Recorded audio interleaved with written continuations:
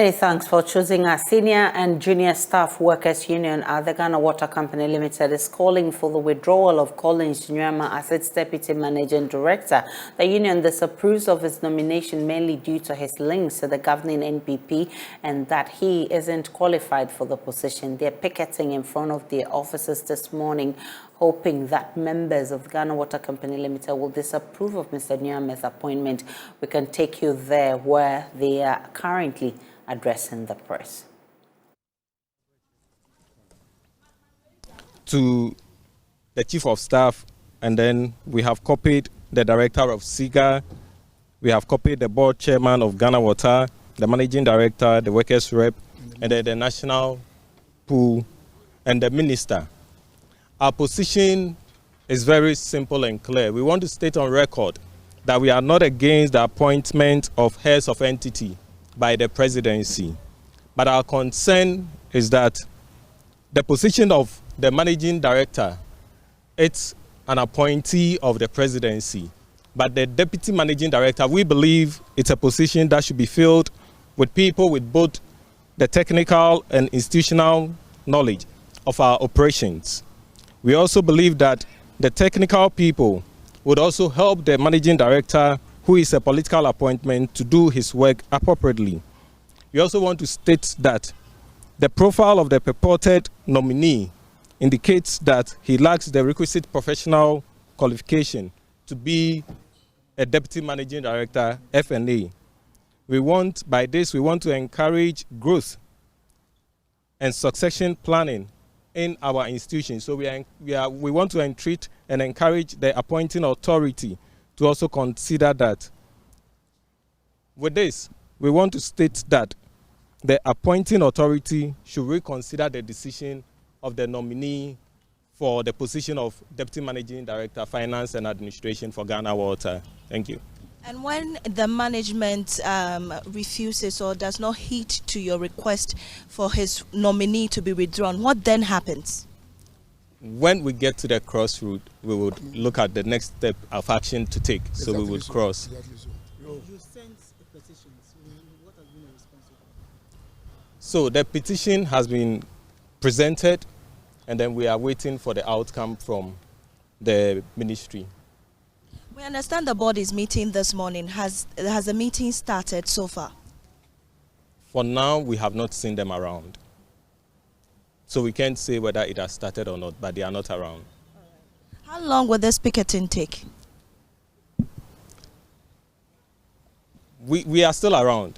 We are still around. We are waiting. If they don't come, we leave.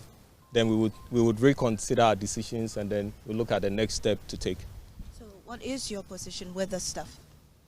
Our position has been spelled out in the petition that we have written, that the appointing authority should reconsider the nominee. And then we have a lot of experienced people in the company. We have a lot of qualified people within who have the technical and institutional knowledge, which we think the appointing authority could also consider them. Okay. I mean, your position, who are you with the staff? Oh, I am the first national trustee of the Public Utilities Workers Union.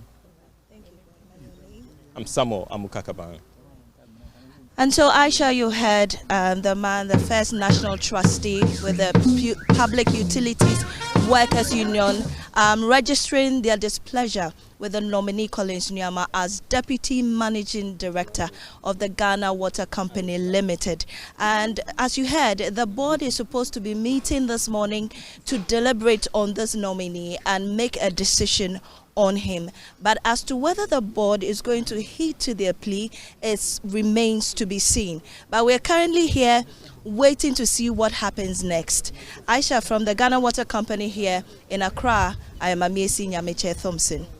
Amiesi Nyameche Thompson with that. She's currently at the Ghana Water Company Limited. Definitely we'll bring you more from there as it unfolds. A study by the Department of Communication Studies of the University of Ghana has detailed an extensive abuse of journalists in Ghana's media industry. The research, in partnership with the Media Foundation for West Africa, shows male journalists suffer more physical abuse than their female counterparts. The launch of the report is part of activities utilities marking the 50th anniversary of the department. There's more in the following report by JoyNews editor Fifi Kumse.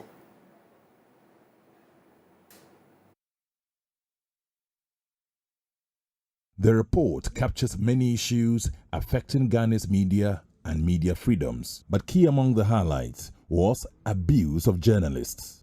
Politicians, police, and political fanatics were found to have been behind most of the abuses. That masks the true picture. Professor Audrey Gajipo presented highlights of the report. So journalists feel insecure. They think that the environment they're working in is increasingly threatened, and so that there are violations to their safety, all kinds of violations. In the study, less than 10% of journalists said they were, quote, definitely safe. Almost 25% said they were, quote, definitely not safe, while 64% said they were somewhat safe.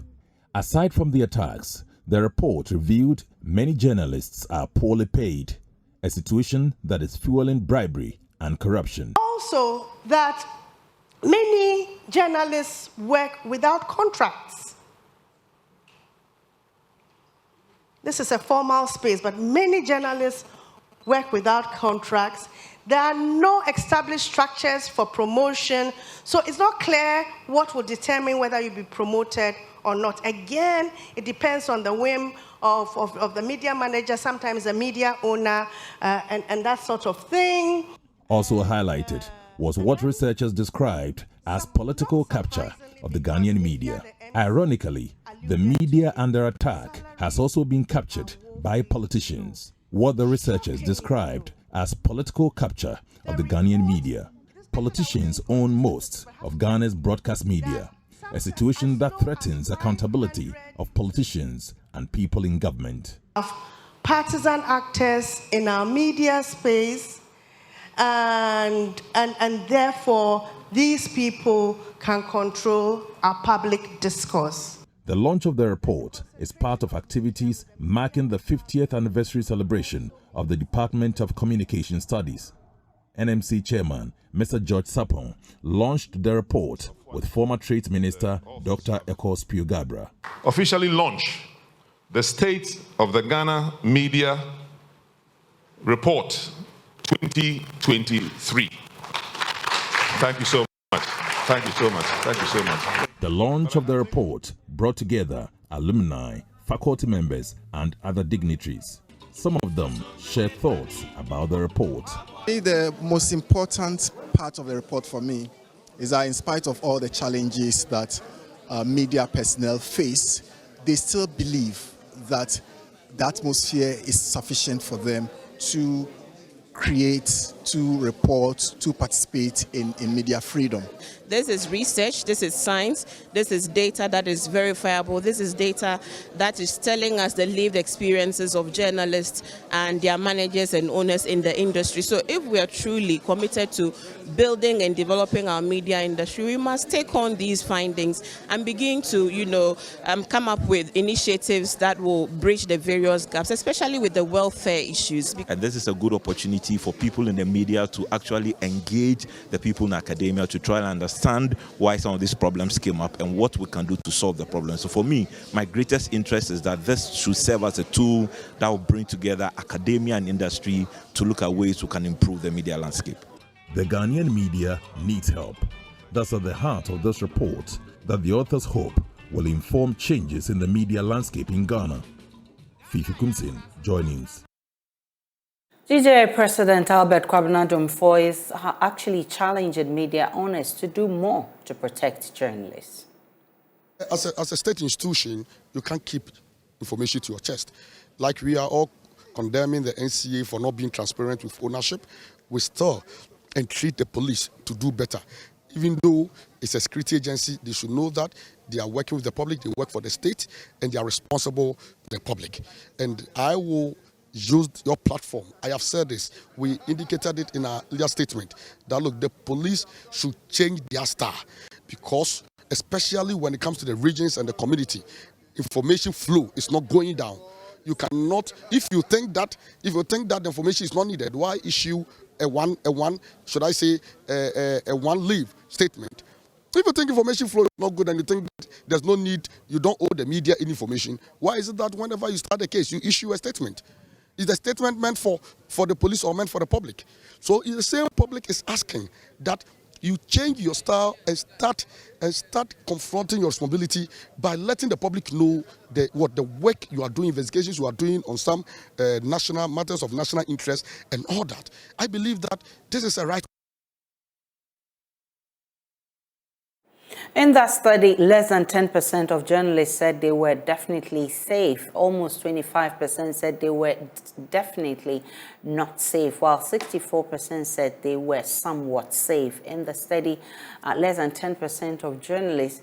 Well, we can speak with Manasseh Azuri Awene, who is with the Fourth Estate. He's joined us shortly. I'm grateful for your time. First, let's look at what the research says. I want your preliminary observations of the extensive abuse of journalists and the capture of media landscape by politicians.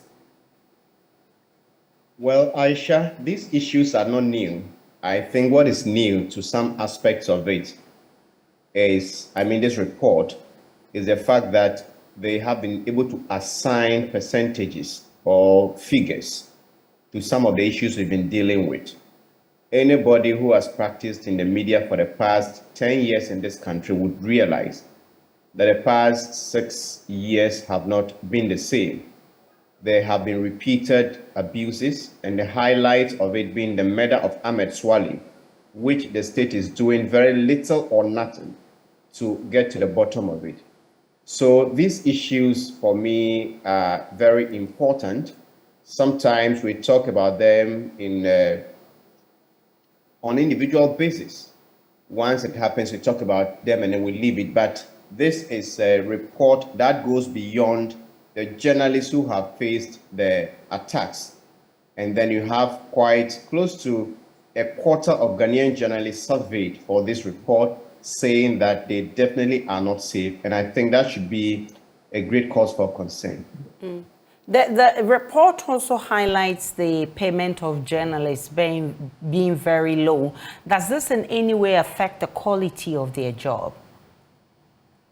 It definitely does. And what this does also is that it allows some of the finest brains to get poached by other industries.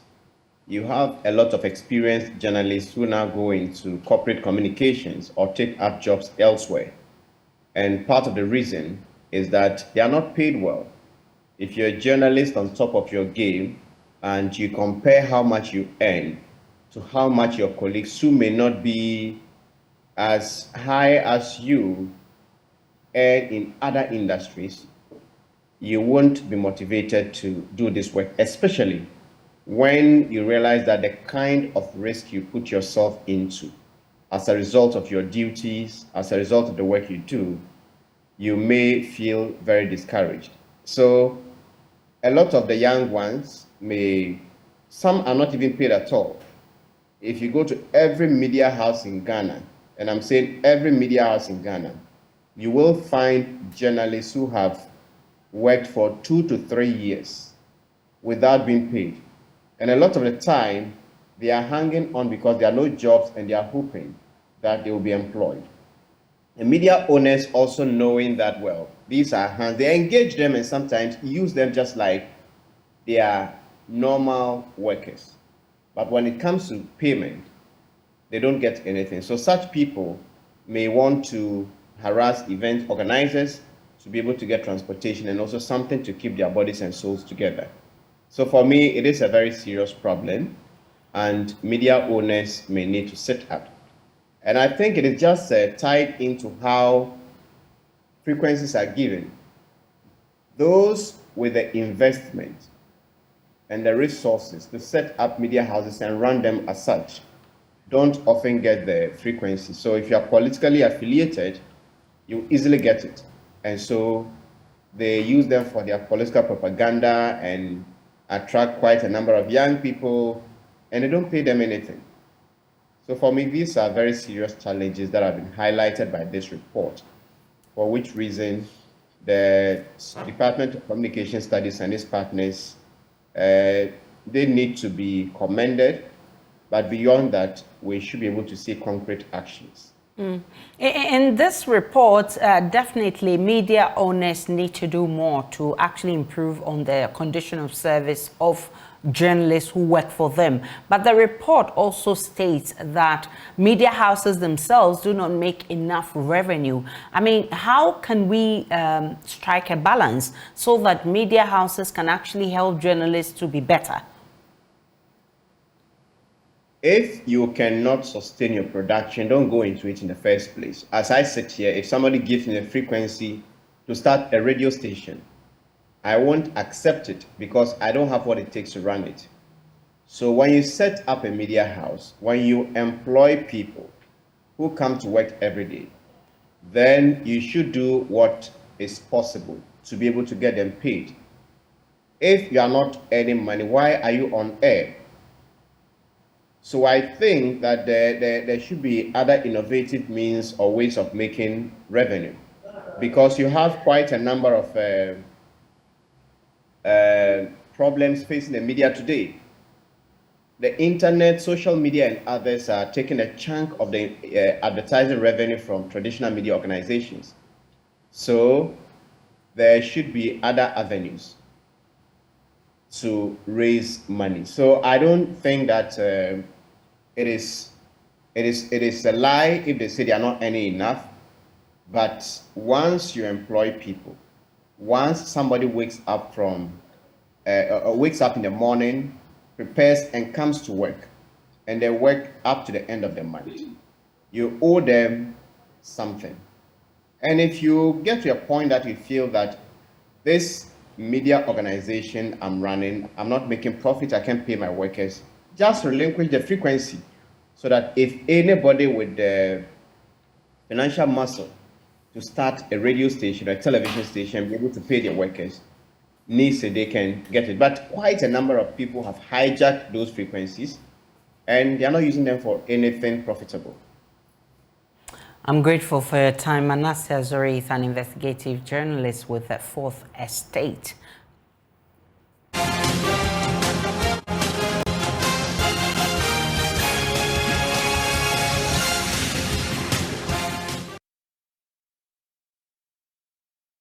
And on your election headquarters, a candidate in the Kumewu NPP primary, Dr. Costa says a by-election presents an opportunity to unite the party in the constituency. According to him, some party members are casting smear on his campaign with no justification. The Director of Health Promotions at the Ghana Health Service says such behavior affects the unity of the party. Already, the party in the constituency is believed to be divided between factions. Some party faithful say the existing factions have negatively affected the party's fortunes in the constituency. Dr. Da Costa spoke to JoyNews. We need to be careful. We need to conduct the election in a transparent way. No harassment, no victimization. Let's be decorous. Let's not be on various media to insult aspirants. Let it be clean and let it be open. And at the end, we have all agreed to the code of conduct. We have all signed something. Then you all abide by it. Do not go to your station to tarnish someone's image when you know definitely that it is not true. Give all aspirants the same opportunity as you are doing for all the candidates, because the constituency is divided and we want peace and unity. I know someone has gone to some TV station to tarnish me. I have never met this person anywhere, and my supporters are angry. But the fact is, I've been trying to calm them. I have sent the video to the General Secretary of the party. I've sent it to the committee chair to make sure that it is addressed, because this election, we cannot take chances. We cannot take chances. And it should be a very transparent one. Anything that will hamper the progress of the constituency should be stopped. Do you think that enough is being done to ensure that the party is unified for the upcoming election? I'm thinking that this by-election presents us with an opportunity to unite the party. And I think that I will give thumbs up to the leadership of the region and also that of the national. They've started the process. And so far, they've been transparent, except for the minor issue that I said someone, but that person is even not within the leadership, just that he sat on a... Meanwhile, Dr. Costa is promising a people-centered leadership when voted to lead the party. There's a new voice that will represent them. The representation will come from them. So I'll be consultative as I have started. So now what I'm doing is I'm taking their issues. So I can tell them that there will be, in each of the electoral areas, there will be a standpoint where they can obviously channel their grievances there. They can bring their things there so that anytime that I am in Accra, I'll be addressing it for them one by one. Because I believe that, in leadership, you have to serve as a facilitator for them. And you have to be able to do what they want. From what they are telling me, majority of them are farmers. They may need a little bit of support. Some of them are graduates looking for jobs. Some of them, it's just coaching. Some of them want to be entrepreneurs. So it's just a bit of coaching. And they are also looking for someone who inspires hope.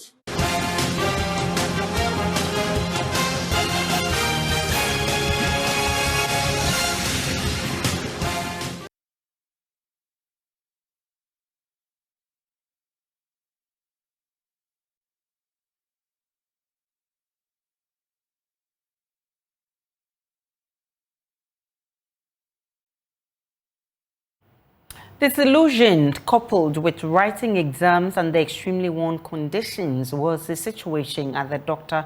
Iman Technical University in the Wa municipality of the Upper West region when the VRA cut electricity supply to the university yesterday. Dr. Iman Technical University owes VRA Netco a total amount of 2.2 million Ghana cedis. JoyNews Upper West region correspondent Rafiq Salam reports that Wa High Court and the Wa Nursing Training College were also disconnected for defaulting a combined amount of a little over 41,000 Ghana cedis. Volta River Authority, Northern Electricity Distribution Company, VRA NERCO, Upper West Region's area manager, Engineer Francis Yemiso, first painted the debt situation of his outfit to power generators and transmitters and why the need to embark on the revenue mobilization drive. VRA NERCO in general, customers owe us about.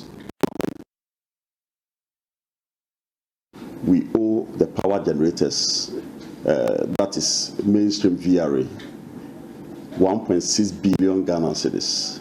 And then the transmitters, which is Greco, we owe them 481 million Ghana cedis. The department, which is VRA NERCO, need 120 million Ghana cedis to make power available to our customers. As we speak, we are able to collect only 85 million Ghana cedis from our customers monthly. And currently, we have a deficit of 35 million cedis every month. And if we don't work on this, it means the business will come to a halt. Consumers of electricity in the Upper West area owed VRA NERCO staggering amount of 107 million Ghana cedis. 82 million of the amount is owed by the ministries, departments, municipal and district assemblies and agencies, while the rest is owed by domestic consumers. The first institution to be disconnected was Dr. Iman Technical University. They owed VRA NERCO an amount of 2.2 million Ghana cedis. After a grand meeting with authorities of the university, it however failed to yield the desired results, resulting in the disconnection. So you have indicated already, they have disconnected the university, power supply to the university. We are now continuing with the negotiation. We have sent commitment on their part to pay substantial amount, but we haven't reached that negotiation or agreement yet. When we are done with that, they also promised to pay some amount today. When we take the check and we have agreed on the payment plan, we will reconnect them. Writing examination whilst others were holding lectures. It therefore brought to a halt activities at the university. The affected students are calling for help. We just had a light out and we are struggling because the weather is warm and we need light to power the fans for us so we can have a conducive environment to learn. Maybe if we enter the class, you will not feel comfortable. Besides, people are writing exams, so inside there it will be very hot. Imagine they put a difficult paper in front of you with a warm environment. You know, you are not going to feel it right. So actually it's affecting us, but okay, we are praying to God that maybe whatever the problem might be, it should be settled, and anybody that can help to sustain their lives, and then it will be stable for us, and we'll be very grateful. The One Nation Training College and the High Court were next to be disconnected. They collectively owed 41,000 Ghana cedis. The High Court is under disconnection. There's no light there. We've disconnected them because they owe 15,000. And the 15,000, you can see their current bill is not that big. So it means that they've accumulated over the years. And that is major reason why we are disconnecting. Actually, this exercise, we are collecting everything. The Simon Dieden Domba University for Business and Integrated Development Studies, SDD-UBIS, the Sojan Ahmadiyya College of Education, and the One House Palace had a slack as their disconnections were postponed. UBIS owe 8.8 million Ghana cedis, but there's a letter from the Ministry of Energy, Ministry of Education, directing us to directing that they are going to pay all their bills effective 2021, and after 2021 all other bills that comes they should pay, and for that they are doing the needful. The bill they owe now is 145,000, which they are preparing to pay. They were even in the process of issuing a check before we left there. They are waiting for the Chancellor to sign his portion, then they can issue that amount, 145,000. One House Palace owe 61,000 cedis, and per the directive, the District Assembly is supposed to make payment to that effect. But per our records, for close to 2 years, no payment have been made. So we are engaging, and we believe that something good will come out from our engagement. For now, VRNERCO is saying that the exercise is about revenue mobilization, but if the customers fail to pay up, it is there, they will be disconnected. Reporting for JoyNews, Rafik Salam. Wow. Vice President of the Pan-African Mosquito Control Association Ghana is calling on the citizenry to protect themselves, especially in the evening, against the Anopheles stephensi mosquito. Dr. Kinsley Bedou, who is also with the Department of Theoretical and Applied Biology of the Kwame Nkrumah University of Science and Technology, notes the Anopheles stephensi has its peak biting time in the evenings. In the first of our series on the Anopheles stephensi, JoyNews' medical correspondent Dr. Netta Pasram delves into the issue. In recent times, there's been so much buzz about a new mosquito species in the Ghanaian terrain, the Anopheles stephensi. What are the peak biting times of the Anopheles stephensi? Is it late afternoon or deep in the night? There's a particular study that describes its peak biting times.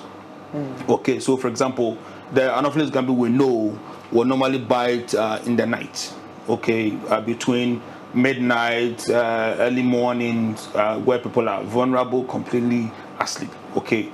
But the peak biting times we've seen has been reported in publications. The fact that they start biting from 6 to 9 before you go to sleep. This is one of the highest times that it bites, you know, and also has what they call the behavior plasticity. It can change it. For example, we know that in rural areas, in places that they like to bite animals. They can also bite humans if humans are there.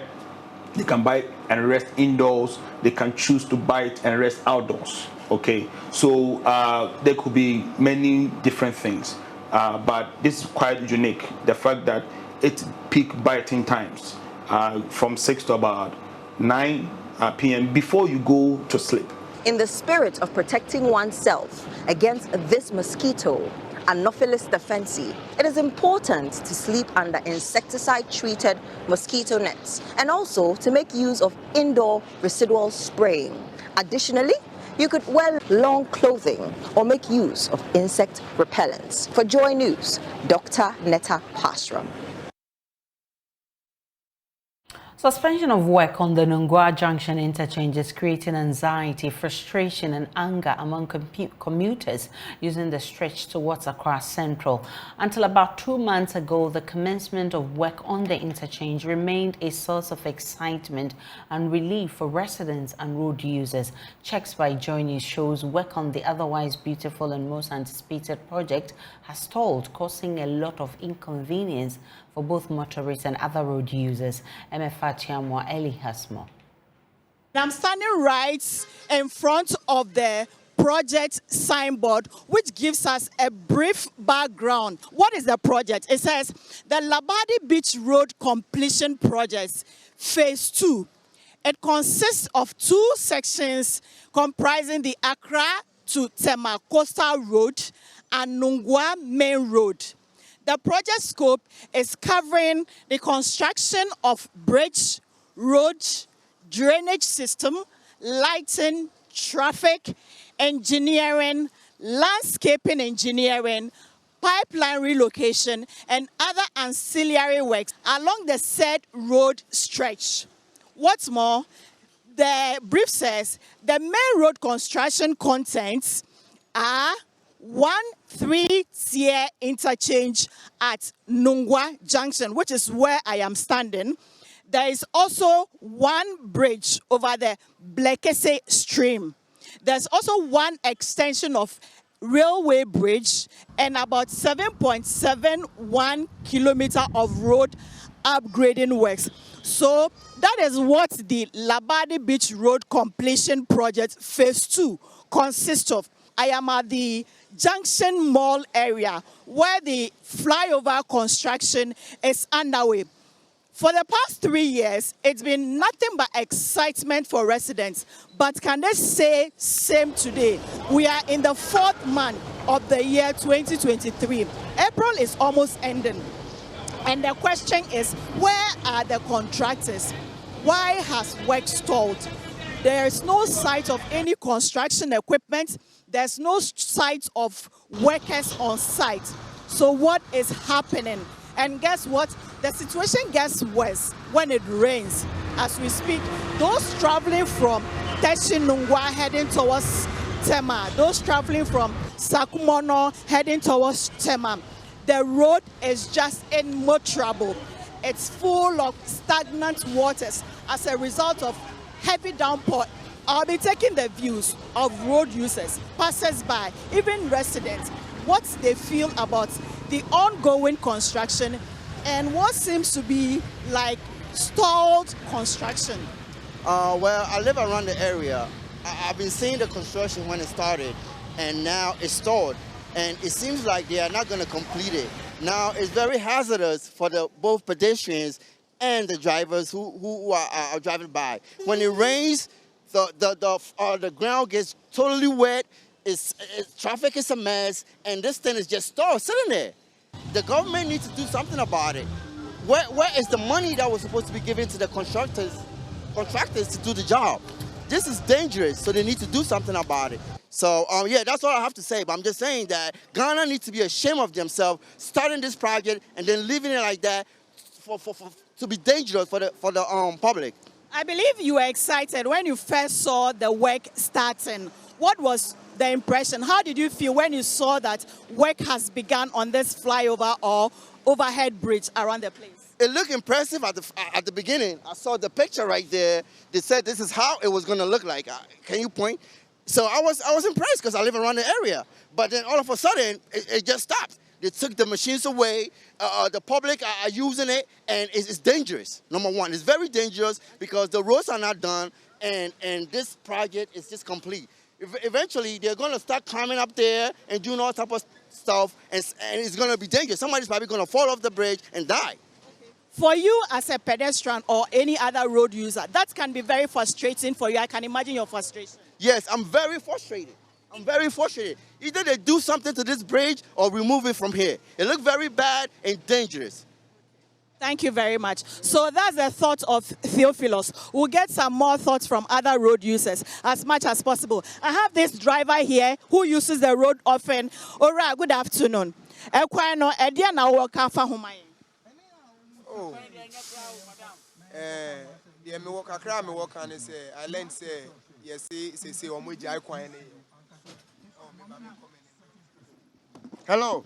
Sesiano sesiano ni enim say ekwan no omo mo ekwan no omo jai na omo san come back biom na mom since 3 days ni anso ato sesia cat ka kwan nim kra traffic to best 30 minutes to 1 hour. Can't come back. Intino, I say, I've been to me trying now. Otimi be found yesterday. How no one ever from June, July, Moody, and easy. Me pacha friend. But you're from Prince. So that's a conductor of a trotro driver who is also sharing his opinion. I have the driver who also wants to say something. Me pacha, what do you make of the state of the road? Oh yeah, as I was saying. Say I learned say contractors now or more constructing road in the court and a be high empower because say no one day we are 8 to no. Say if you cry is not we are not yet in the raining season. So imagine the raining season, as you can see, the water is already flooded. So during raining season here it will be very difficult. So we plead to the government to see to us. We'll get more views from other people who use the route and what they make of it. Yeah, it's very bad. Very, very bad now. Look at your back. You find out that there's stagnant water everywhere. It's very, very bad. We need it to be improved. May I know your name, please? I'm somewhere busy. How long have you been using this route? Oh, ever since. I'm staying at Spinter, so I normally use here. It's very, very bad. I can imagine the inconvenience it creates for you. It's creates very inconvenient in traffic. We'll get some responses from the MCE shortly after this break.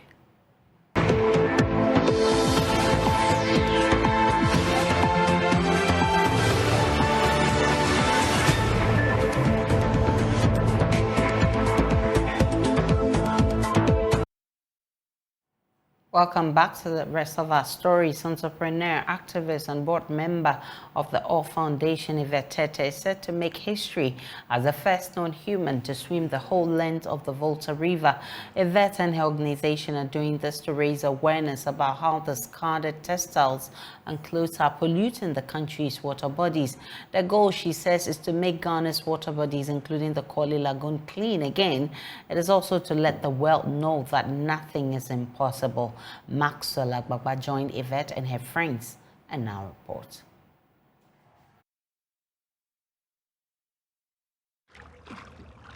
A dive into the Volta River, accompanied by a big splash. This has become the routine for Yvette Tete as she swims from the northern to the southern part of the country.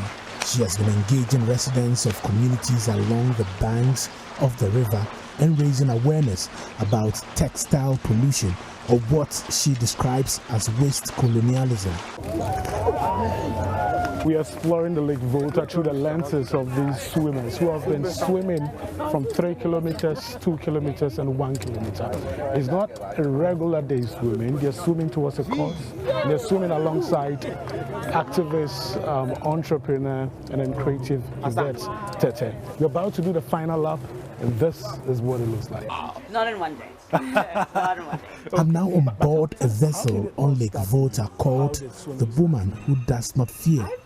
Here with me is Yvette Tete. She says the time to save Ghana's polluted water bodies is now. We started in the northern regions of Ghana, so I started swimming in the Black Volta from a town called Wipe. And then from there, swam through the Black Volta to where the Black and the White Volta meet, the Volta River, the Volta Lake, and then the next and last part of the journey will be from Akosombo to Adan, basically to the sea. Wow, you're going to swim from Akosomo to Adam? Yes, I will. Wow. Not in one day. Not in one day. Well, a lot of Ghana's water bodies are polluted as a result of illegal mining, some of them from textile pollution. The goal of this campaign is to make many of Ghana's water bodies swimmable again. So I ask, can this group make the Korle Lagoon swimmable again? Well, that's the question I've been asking some of the organizers of this campaign, and I got some answers. Co-founder and producer of the All Foundation, J. Branson Skinner, says some persons see the team's vision of stopping waste colonialism or textile pollution as unattainable. He says the dream of making Ghana's polluted water bodies, including the Korle Lagoon, clean again for swimming is doable. What we're doing is three things. We are doing hard science on understanding what is the impact of textile pollution in one of Ghana's most important water bodies, which is the Volta River system. We are also raising awareness of this issue through, work with you all in the press, through community outreach along the way of the expedition. And then finally, we are showing that impossible is just a feeling. The idea that somebody could swim 450 kilometers of the Volta River system seems impossible, but we're proving that it's not. And we're proving that you can make a solar-paneled research vessel here in Ghana. We're proving that you can dream something and you can do it. And the dream that we have is to clean up the Korle Lagoon. So we're setting that standard and we're saying, this is why this is important, and this is what we're going to do together. Yeah, we had a lot of people joining Yvette Tete to swim the 3-kilometer stretch. We had some people doing 2 kilometers, others also did 1 kilometer. I have Dela Wisdom Ashilevi here with me. He did 2 kilometers. I enjoyed today because the water is clean. Okay. It's not the cleanest, yeah, but it's clean. And if people were dumping refuse into this or maybe doing galamsey nearby, polluting the water, I couldn't have enjoyed myself today. True. And we should keep our bodies, water bodies safe. I'm very, very proud to join this program. If we had to pay to come and swim, I would have paid. Yeah. Well, so some meters away is the Adomi Bridge, very iconic. My friend here, Dela, is going to take a big dive in the Lake Volta. We can't wait to see him do that. Huh? Is this your first time going to do that? In this river, yes. Okay, okay, sure. Let's see how that goes. Ready? Maybe I should join him. Oh. Hey, the guy is gone. He's gone. The All Foundation wants you to imagine a future where our water bodies are clean. A future where fishing nets catch fish and not trash. A future without discarded clothes washing up along the banks of our rivers, burning on our roadsides. My name is Yvette Tete, and I am an agribusiness entrepreneur, a creative, and an athlete. We'll take a break. We'll bring you business shortly.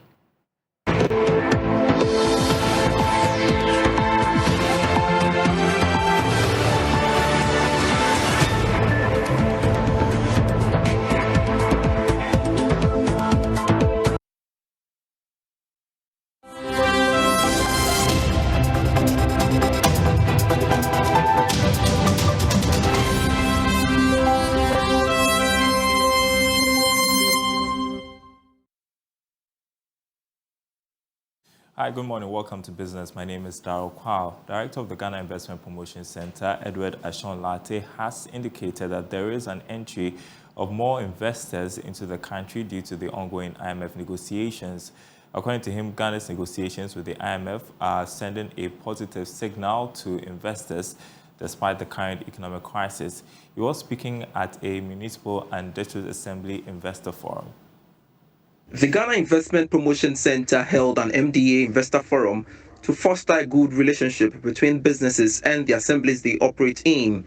The forum was under the theme, The Contribution of MDAs Towards Making Ghana an Attractive Investment Location. Speaking at the forum, the director of the GIPC, Edward Ashon-Latte, said Ghana remains a good destination for investments despite the economic challenges. We all know we are going through some challenges, but government is working very hard to address this. I mean, we are constantly updated on progress made with the IMF, and for the offshore investor, the fact that the IMF is even on board gives them a lot of hope. And early this year, we had a group of Japanese investors coming in, and you know how careful the Japanese are. So if even in the midst of our discussions, we have a large number of them coming, it means they have seen something good. There's a potential. And following the discussions with the World Bank, they know that definitely we will come out, and they want to reposition themselves so that once things are quite clear, they can move in. So for the offshore investor, it's only natural that they wait and see what is going to happen. Others who made their plans long ago and are still confident are coming forward to register their businesses. So I must say that things look very bright for Ghana. Senior Development Planning Officer for Kole Klote, Sefa Kofume, reiterated the Accra Metropolitan Assembly's commitment to creating an enabling environment for investors to thrive in the communities. We are looking forward to creating an enabling environment for businesses to grow, and most especially, the sustenance of businesses, because that is what brings the economic benefits we are all talking about and improvement in livelihoods. We are looking forward to having businesses connecting with us, sharing our medium-term plans with them for businesses and corporate institutions with the corporate social responsibility package to look through it and see in which areas they can collaborate, in which of the interventions falls in line with their plan. So at the end of the day, we have a win-win situation. The assemblies are able to, through the collaboration, implement activities within or in their medium-term plan or the annual action plan. And then institutions too are able to carry out their mandates by providing such an intervention or service, so that you don't even have duplication of interventions and waste of resources. The GIPC, through its aftercare program, is helping investors to navigate the business environment while ensuring compliance.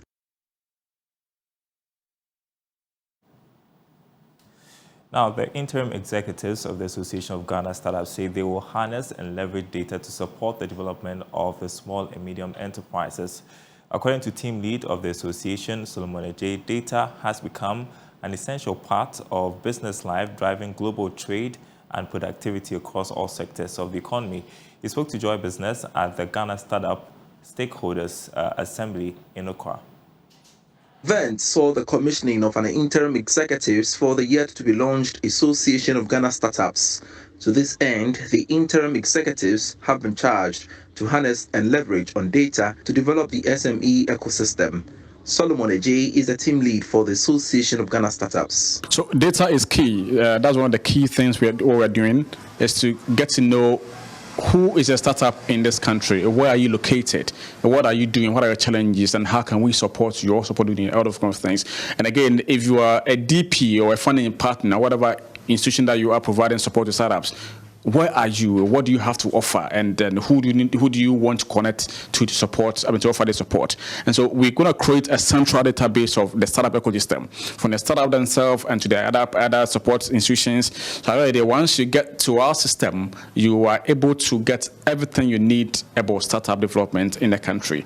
The association also launched the Startup Eco magazine to showcase the gains of SMEs in the country. Yeah, so the magazine, one of the key things that we thought of doing is to create a platform that will showcase the startups and the players and what they're doing.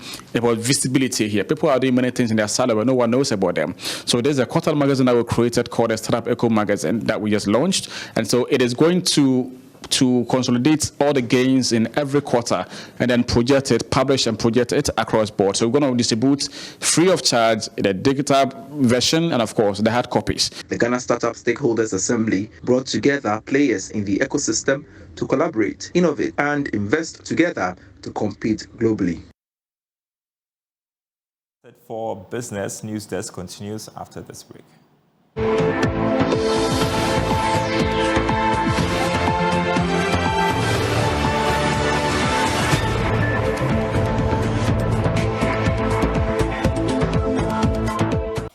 Welcome back. We can go back to our Nungwa interchange story, where Krowo Municipal Chief Executive Joshua Nibote has been assuring road users that government is taking urgent steps to ease their frustration and traffic situation on the stretch.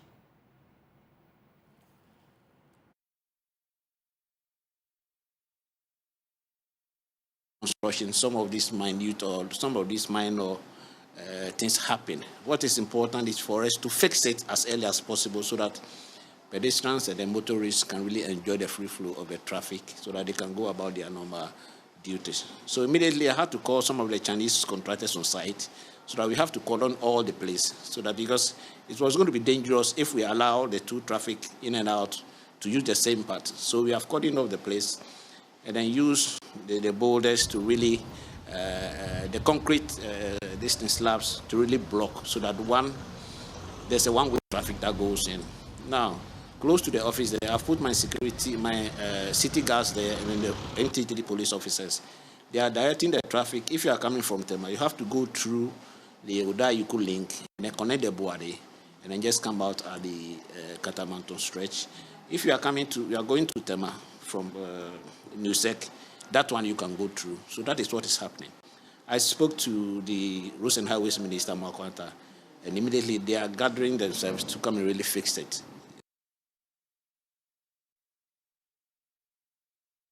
That's how we wrap up News Desk this morning. My name is Aisha Ibrahim. Log on to myjoyonline.com. There's more of the news and updates of all the developing stories. See you again at 12.